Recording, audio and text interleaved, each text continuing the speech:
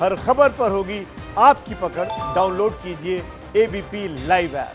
तो सुशांत केस में अब सबकी नजरें सीबीआई पर आ डटी हैं। सुशांत केस की जांच सीबीआई कर रही है। अब सवाल यह है कि आगे जांच में सीबीआई क्या करने वाली है। अब रिया चक्रवर्ती से पूछताछ की बारी है। सीबीआई नोटिस जारी कर सकती है। इसके अलावा सुशांत से जुड़े कई और लोगों से भी पूछताछ हो सकती है। ये है सुशांत की गर्लफ्रेंड रिया चक्रवर्ती। सुशांत केस की सबसे अहम कड़ी। सीबीआई अब रिया से पूछताछ की तैयारी में है। सूत्रों से मिली जानकारी के मुताबिक सीबीआई अगले 24 घंटे में रिया को नोटिस जारी कर पूछताछ के लिए बुला सकती है। माना जा रहा है कि सीबीआई रिया को सुशांत के घर लाकर पूछताछ करेगी। रिया लॉकडाउन में सुशांत के साथ उनके घर पर रह रही थी।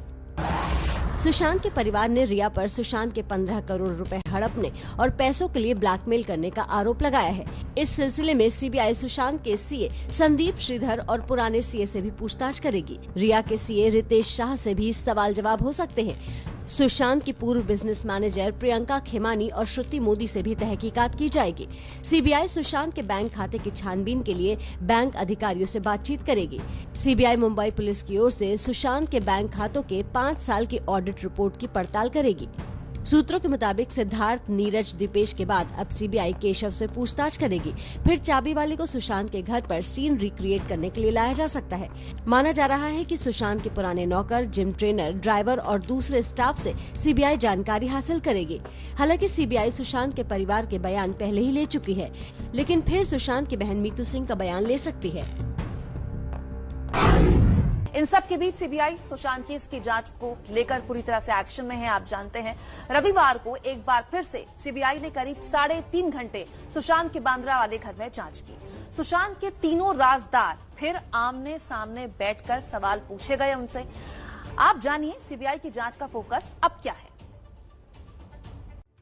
सीबीआई की टीम शनिवार को एक बार फिर सुशांत के घर पहुंची। साथ में फॉरेंसिक साइंस लेबोरेटरी यानी एफएसएल की टीम भी मौजूद थी। सीबीआई की टीम सुशांत की छत पर पहुंची। टीम ने छत पर लगी पानी की टंकी को खोलकर देखा। उसके बाद छत के कोने कोने की जांच की गई। सुशांत के घर की वीडियोग्राफी भी की गई। जिस कमरे में सुशांत सिंह का शव मिला था, दोबारा उस कमरे की मैपिंग की गई। इससे पहले सीबीआई ने सुशांत के तीनों राजदार, फ्लैटमेट सिद्धार्थ पिठानी, कुक नीरज सिंह और हाउस मैनेजर दीपेश सावंत से दोबारा पूछताछ की। तीनों से पूछा गया कि आखिरी बार सुशांत को जीवित किसने देखा था, शाम का खाना कब खाया, खाना बनवाया था या बाहर से मंगवाया था, सुशांत का अंतिम दिनों में व्यवहार कैसा था, रिया छोड़कर क्यों गई, आपको क्या पता है, रिया के अलावा कौन कौन घर में आते थे, आखिरी दिन आपके सामने कौन कौन आया था। इन तीनों के अलावा सुशांत की बिल्डिंग के गार्ड से भी सीबीआई ने पूछताछ की। गार्ड से पूछा गया कि रिया के अलावा कौन कौन घर में आते थे, आखिरी दिन आपके सामने कौन कौन आया था। बिल्डिंग के गार्ड से आने जाने वालों का ब्यौरा रखने वाला रजिस्टर भी मांगा गया है, जिससे 1 जून से 14 जून के बीच सुशांत के घर कौन कौन आया, इसकी जानकारी जुटाई जा सके।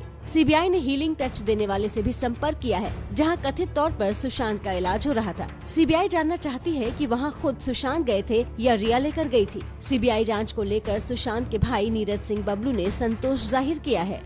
बता रही कि लाइट ऑफ था, तो ये तमाम चीज़ों से ये स्पष्ट होते जा रहा है कि आत्महत्या नहीं हत्या है। और मुझे लगता है कि अब गिरफ्तारी शुरू हो जाएगी। और अब मुझे आशा विश्वास है कि जो लोग काफ़ी संदिग्ध व्यक्ति जो लोग सामने आ रहे हैं, चाहे वो पिठानी हो चाहे वो संदीप हो, तो इन लोगों की अब गिरफ्तारी ये होनी चाहिए मुझे लगता है। एबीपी न्यूज के पास सुशांत के घर काम करने वाले नीरज सिंह का 3 पन्नों का वो पूरा बयान है, जिसमें उसने सब कुछ बताया। जांच एजेंसियों को दिए नीरज के बयान पर ये रिपोर्ट।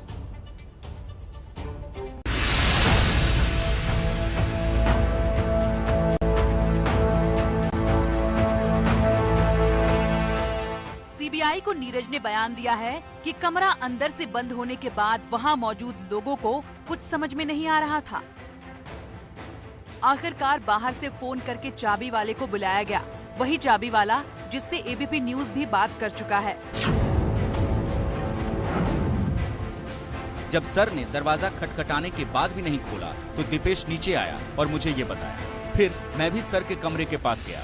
सर का कमरा खुला नहीं था। सिद्धार्थ ने सर को फोन मिलाया। हमने कमरे की चाबी ढूंढनी शुरू की, लेकिन हमें चाबी नहीं मिली। फिर सिद्धार्थ ने चाबी वाले को बुलाया। दोपहर के लगभग 1:30 बजे 2 लोग आए। चाबी बनाने में समय लगा, इसलिए सिद्धार्थ सर ने दरवाजा तोड़ने को कहा। 5 से 10 मिनट में ताला टूट गया। इसके बाद दोनों चाबी वालों को नीचे भेजा गया और दीपेश ने उन्हें 2000 रुपए दिए। फिर वो दोनों चले गए। दरवाजे का लॉक तो खुल गया, लेकिन चाबी वाला कमरे के भीतर तक नहीं देख पाया। सिद्धार्थ ने कमरा खोला, तब पूरा कमरा अंधेरा था और एसी चालू था। तभी दीपेश ने कमरे की बत्ती चालू कर दी। सिद्धार्थ आगे बढ़ गया और अचानक बाहर आ गया। फिर जब दीपेश और मैं अंदर गए तो देखा कि क्या हुआ था। सुशांत सर खिड़की की तरफ मुंह करके और बिस्तर के किनारे हरे कुर्ते में पंखे से लटके हुए थे। सुशांत के शव को फंदे से लटका हुआ किसी ने नहीं देखा, क्योंकि उससे पहले ही सिद्धार्थ ने शव को उतार दिया था। सिद्धार्थ ने मीतू दीदी को फोन किया और उन्हें सूचित किया। तब सिद्धार्थ ने मुझे कुर्ता काटने के लिए चाकू देने के लिए कहा। मैंने एक चाकू लाया और सिद्धार्थ को दे दिया। फिर सिद्धार्थ ने चाकू से कुर्ता काटा। सुशांत सर के पैर बिस्तर पर टच हुए और उनका शरीर बिस्तर पर जोर से गिर गया। सुशांत सर ने आत्महत्या करने के लिए जो कुर्ता इस्तेमाल किया वो सुशांत सर का ही था। कुर्ता फैब इंडिया कंपनी का था। सर के पास ऐसे 3 से 4 कुर्ते हैं। इन कुर्तों का इस्तेमाल सर पूजा के दिन किया करते थे। 5-6 महीनों से सर की तबीयत ठीक नहीं थी, इसी कारण से उन्होंने आत्महत्या की होगी, ऐसा मुझे लगता है। नीरज ने भी सुशांत और रिया के रिश्ते को लेकर कुछ साफ नहीं कहा है, लेकिन 8 जून के झगड़े का जिक्र जरूर किया है। 8 जून को केशव और मैं खाना तैयार कर रहे थे। उस समय रिया मैम अपने भाई शोभिक के साथ बिना भोजन किए चली गई। उस समय सुशांत सर अपने कमरे में ही बैठे थे। जांच के दूसरे दिन सीबीआई की टीम सुशांत के घर की छत पर पहुंची, केस के उन्हीं किरदारों के साथ जो सवालों और आरोपों के घेरे में हैं। आखिरकार सीबीआई छत पर क्यों गई? सुशांत सर और रिया मैम रोज सुबह ब्लैक कॉफी पीते थे और बातें करते थे। रिया मैम और सुशांत सर सुबह छत पर एक्सरसाइज करते थे। कभी कभी लंच के बाद सुशांत सर मुझे छत पर संगीत और योग के उपकरण लगाने के लिए कहते थे और केशव को डिनर के लिए कहा जाता था।